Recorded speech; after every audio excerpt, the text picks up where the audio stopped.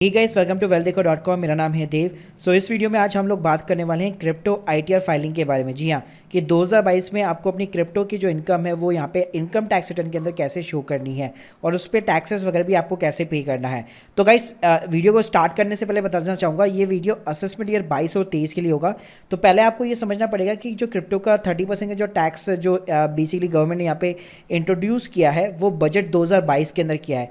इसका मतलब है 1 अप्रैल 2022 से लेकर 31 मार्च 2023 के बीच में आप जो भी ट्रांजैक्शन करेंगे वो उसके ऊपर एप्लीकेबल होगा। तो जिसको आप असेसमेंट ईयर 23 और 24 या फिर फाइनेंशियल ईयर 22 और 23 कह सकते हैं। लेकिन अभी हम लोग जो राइट नाउ फाइलिंग करेंगे 2022 के अंदर, मतलब 31 जुलाई उसकी लास्ट डेट है। तो इस साल जो है 2022 के अंदर हम लोग असेसमेंट ईयर 22 और 23 की यहाँ पे फाइलिंग करेंगे, जिसको फाइनेंशियल ईयर 21 और 22 कहा जाता है।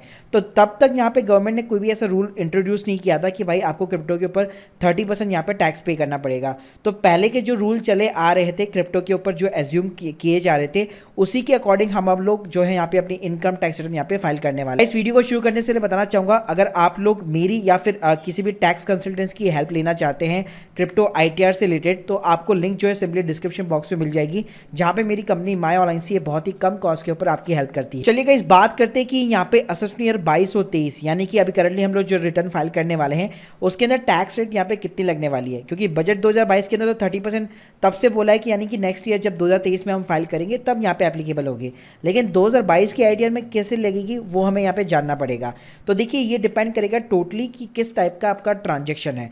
अगर मान लीजिए अगर आप बाई और सेल नहीं कर रहे फ्रिक्वेंटली बेसिस पे, कोई भी कॉइन क्यों ना हो गया क्रिप्टो से रिलेटेड, चाहे बीटीसी हो गया, इथेरियम हो गया, फिर आपका डॉज कॉइन हो गया, तो अगर आप फ्रिक्वेंटली बेसिस के ऊपर बाई और सेल नहीं कर रहे, यानी कि अल्टीमेटली एक शब्द में बोलूँ कि अगर आप ट्रेडिंग नहीं कर रहे हैं, तो अल्टीमेटली वो एक तरह से इन्वेस्टमेंट होल्डिंग के रूप में आपका जो है इन्वेस्टमेंट जाना जाएगा। और उसके ऊपर आपको जो भी प्रॉफिट होगा, जो भी लॉस होगा, वो हमेशा यहाँ पे कैपिटल गेन या कैपिटल लॉस के अंतर्गत यहाँ पे आता है। अब दो टाइप के यहाँ पे कैपिटल गेन और कैपिटल लॉस होते हैं, एक आपका लॉन्ग टर्म होता है या आपका शॉर्ट टर्म होता है। सो गाइस, अगर लेट्स सपोज अगर आप किसी भी क्रिप्टो को अगर मोर देन 36 मंथ अगर आप होल्ड करते हैं, तो आपको यहाँ पे लॉन्ग टर्म कैपिटल गेन होगा, जिसके ऊपर आपका 20% यहाँ पे टैक्स लगता है। होल्ड करने का सिंपली ये मतलब है कि मान लीजिए आपने 3 साल पहले जो है किसी क्रिप्टो को बाई किया था और अब आपने 2022 के अंदर, मतलब 31 मार्च 2022 के पहले आपने कभी भी उसको बेच दिया, तो उसके ऊपर आपका जो भी प्रॉफिट होगा वो लॉन्ग टर्म कैपिटल गेन कहा जाएगा और उसके ऊपर आपका 20% टैक्स लगेगा। वहीं पे अगर मैं शॉर्ट टर्म गेन की बात करूं तो लेस देन आपका holding period less than 36 month, यानी लेस देन अगर 3 ईयर्स है, तो आप जिस भी स्लैब रेट के अंदर फॉल करेंगे, मतलब आपकी जो भी अदर इनकम है उन सबको जोड़ जाड़ के, मान लीजिए आप 5% स्लैब में फॉल कर रहे हैं, 10% में कर रहे हैं, 15-20 जिसमें भी आप 30% में स्लैब में फॉल कर रहे हैं, तो उसके अकॉर्डिंग आपको यहाँ पे टैक्स बनेगा। बाद में कहीं अगर मैं लॉसेस की बात करूँ तो देखिए, लॉसेस के ऊपर आपका कोई भी टैक्स नहीं बनता। बाकी आप लॉसेस वगैरह दिखा सकते हैं अपनी आईटीआर के अंदर, तो आपको कभी भी कोई भी फ्यूचर के अंदर कोई भी दिक्कत नहीं आने वाली है। इसके अलावा अगर मैं सेट ऑफ की बात करूँ कि कई लोगों का डाउट्स ये होता है कि मान लीजिए मुझे इथेरियम के अंदर यहाँ पे काफ़ी अच्छा प्रॉफिट हुआ, लेकिन बीटीसी के अंदर यहाँ पे मुझे काफ़ी ज़्यादा लॉसेस हो गए, तो यहाँ पे आपको अपना जो टैक्स पे करना है वो नेट के ऊपर करना है। मतलब बीटीसी का आपका जो लॉस है वो इथेरियम के प्रॉफिट के अगेंस्ट में यहाँ पे सेट ऑफ हो जाएगा और अल्टीमेटली जो आपका नेट यहाँ पे प्रॉफिट या नेट जो भी लॉस होगा उसके ऊपर आपका टैक्स यहाँ पे इंप्लीकेट हो। सो चलिएगा इस बात करते हैं कि यहाँ पे आपको प्रैक्टिकली तरीके से अपनी इनकम टैक्स रिटर्न में ये जो क्रिप्टो की इनकम है वो यहाँ पे कैसे शो करनी है।